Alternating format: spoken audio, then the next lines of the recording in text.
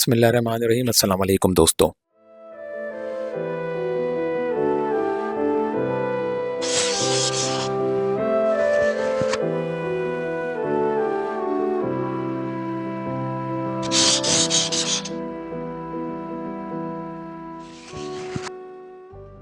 اگر آپ کو ہماری یہ ویڈیو پسند آئے تو ہمارے چینل کو سبسکرائب اور ویڈیو کو لائک کرنا نہ بھولیے گا۔ دوستو، جیسے کہ ہم نے آپ کو بتایا تھا کہ سن دسمبر 2022 میں ہمیں ترکی جانے کا اتفاق ہوا تھا، تو جب ہم ترکی گئے تو وہاں استنبول میں اپنے قیام کے دوران ہم میزبان رسول سیدنا ابو ایوب انصاری رضی اللہ تعالیٰ عنہ کی قبر پر بھی گئے، جو استنبول کے یورپی حصے کے پرانے شہر کی فصیل کے قریب واقع ہے۔ اس جگہ پہ ایک مسجد بھی بنا دی گئی ہے۔ مسجد اور سیدنا ابو ایوب انصاری کے مقبرے کے درمیان ایک صحن ہے، جس کے بیچ میں گول حصار میں جنگلے کے اندر گھنے درخت لگے ہوئے ہیں۔ سیدنا ابو ایوب انصاری کی قبر پر بشکل مزار ایک عمارت تعمیر ہے، جس کے اندرونی احاطے میں جنگلے کے اندر سنہری جالیوں کے پیچھے آپ کی قبر واقع ہے۔ اصل قبر تو نظر نہیں آتی، تاہم قبر کے اوپر ایک لکڑی کا جنگلہ نصب ہے، جس پر ترکی پگڑی رکھی ہوئی ہے۔ ترکی کے لوگ سیدنا ابو ایوب انصاری کو ایوب سلطان کہتے ہیں، اور سیدنا ابو ایوب انصاری کی نسبت سے پورا علاقہ ایوب سلطان کہلاتا ہے۔ اس پورے کمپلیکس کے آس پاس ایک بازار موجود ہے، جہاں انواع قسم کی چیزوں کی کئی دکانیں موجود ہیں۔ دوستوں، سیدنا ابو ایوب انصاری کا نام خالد بن زید بن کلیب تھا۔ آپ انصار کے بنو نجار قبیلے سے تعلق رکھتے تھے، جبکہ آپ کی والدہ ہند بنت سعید بن عمر کا تعلق خزرج کے خاندان بنو حارث سے تھا۔ آپ بیعت عقبہ، غزوہ بدر اور بعد کے تمام معرکوں میں شریک ہوئے۔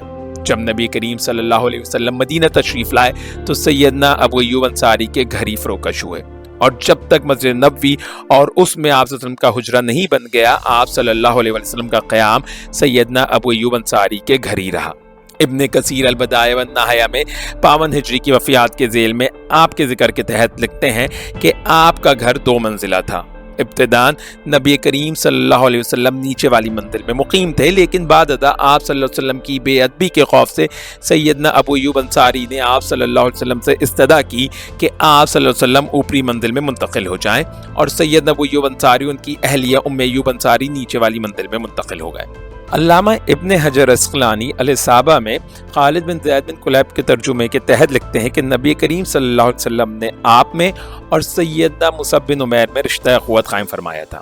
سیدنا ابو ایوب انصاری کی ساری زندگی قتال فی سبیل اللہ میں گزری، اور سوائے ایک مارکے میں آپ نے ہر چلتے مارکے میں حصہ لیا۔ اس ایک مارکے کی بابت ابن سعد طبقات الکبریٰ میں لکھتے ہیں کہ اس سال ایک نوجوان شخص کو لشکر کا امیر مقرر کیا گیا، تو اس بنا پر انہوں نے گھر بیٹھ رہنے کو ترجیح دی۔ تاہم بعد از اپنے اس فعل پر افسوس کرتے تھے اور کہتے تھے کہ جو میرا امیر بنا تھا اس نے مجھے کوئی نقصان نہیں دیا تھا۔ ابن حجر عسقلانی الاصابہ میں اس نوجوان امیر کا نام عبد الملک بن مروان بتاتے ہیں۔ جب نبی کریم صلی اللہ علیہ وسلم آپ کے ہاں فروکش تھے تو آپ صلی اللہ علیہ وسلم کے کھانے کا انتظام ابو ایوب انصاری کے سپرد تھا۔ آپ فرماتے ہیں کہ کھانا تناول فرمانے کے بعد جو باقی ماندہ کھانا واپس آتا تو میں اس کو اسی جگہ سے کھاتا جہاں نبی کریم صلی اللہ علیہ وسلم کی انگلیوں کے نشانات دیکھتا تھا۔ سعید بن المسیب روایت کرتے ہیں کہ سیدنا ابو ایوب انصاری نے نبی کریم صلی اللہ علیہ وسلم کی داڑھی کے چند بال اپنے پاس رکھے ہوئے تھے۔ سیدنا علی نے جب دارالخلافہ مدینے سے کوفہ منتقل کیا تو سیدنا ابو ایوب انصاری کو مدینہ میں اپنا نائب مقرر کیا۔ بعد میں سیدنا علی سے جا ملے اور خوارج کے فرقہ حروریہ کے خلاف جنگ میں سیدنا علی کے ساتھ شامل رہے۔ طبقات ابن سعد الاصابہ اسد الغابہ البدایہ والنہایہ میں منقول ہے کہ سن 50، 51 یا 52 ہجری میں امیر المومنین سیدنا معاویہ نے اپنے بیٹے یزید بن معاویہ کو صحابہ کی ایک جماعت، جس میں سیدنا عبداللہ بن عمر، سیدنا عبداللہ بن عباس، سیدنا حسین بن علی وغیرہ جیسے جلیل القدر اصحاب رسول موجود تھے، کے ساتھ قسطنطنیہ کی طرف بری و بحری جنگ کے لیے بھیجا۔ چونکہ قسطنطنیہ پر حملہ کرنے والے پہلے لشکر کے لیے زبان رسالت صلی اللہ علیہ وسلم نے مغفرت کی بشارت دی تھی، اس لیے صحابہ کی ایک کثیر تعداد اس غزوے میں شامل ہونے آئی۔ انہی میں سیدنا ابو ایوب انصاری بھی تھے، جو اس وقت 90 سال سے متجاوز تھے، لیکن اپنی پیرانہ سالی کے باوجود اس بشارت کا مذاق بننے کے لیے اس غزوے میں شامل ہوئے۔ تاہم آپ راستے میں بیمار پڑ گئے تو بقول ابن اسیر فی الاسد الغابہ آپ نے سالار لشکر یزید بن معاویہ کو بلا کر وصیت کی کہ دشمن کی سرزمین میں میرا جنازہ جس قدر دور لے جا سکو لے جانا، اور جب کوئی راہ نہ پاؤ تو پھر مجھے وہیں دفن کر دینا۔ ساتھ ہی آپ نے یزید بن معاویہ کو نبی کریم صلی اللہ علیہ وسلم کی کچھ احادیث روایت کی۔ ابن حجر عسقلانی الاصابہ میں لکھتے ہیں کہ یزید بن معاویہ نے سیدنا ابو ایوب انصاری کی وصیت کی تکمیل کی، اور ان کی صلاۃ المیت ادا کرنے کے بعد ان کو شہر قسطنطنیہ کی فصیل کے بالکل نیچے اور بقول بعض شہر قسطنطنیہ کی فصیل میں دفن کر دیا۔ جب رومیوں نے تدفین کا یہ عمل ہوتے دیکھا تو مسلمانوں کو دھمکی دی کہ تمہارے جانے کے بعد ہم اس قبر کو اکھاڑ پھینکیں گے اور تمہارے صاحب کے جسد کی ہتک کریں گے۔ شیعہ مؤلف ناسخ التواریخ لکھتے ہیں کہ اس پر یزید بن معاویہ نے رومیوں کو مخاطب کر کے فرمایا کہ اہل قسطنطنیہ، یہ ہمارے نبی کے اکابر صحابی کا جنازہ ہے جن کو ہم نے یہاں دفن کیا ہے۔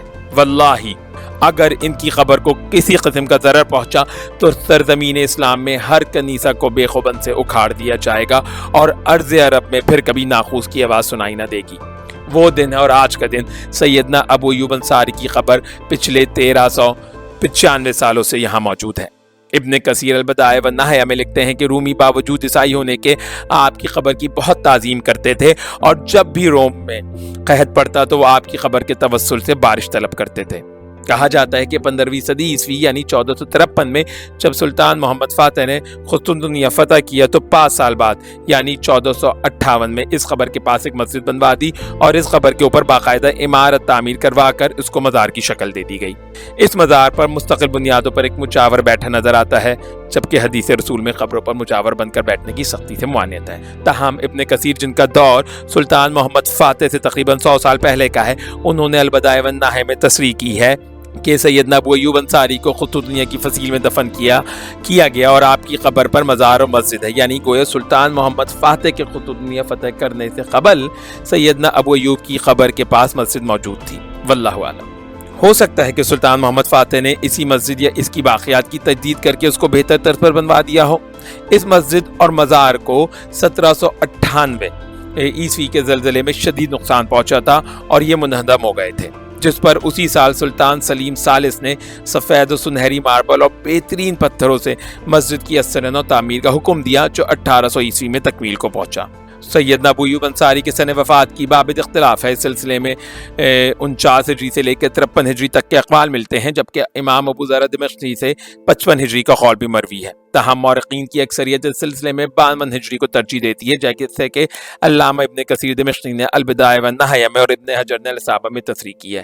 اسی سبب ابن کثیر نے 52 ہجری کی وفیات کے دل میں سیدنا ابو ایوب انصاری کا ذکر کیا ہے۔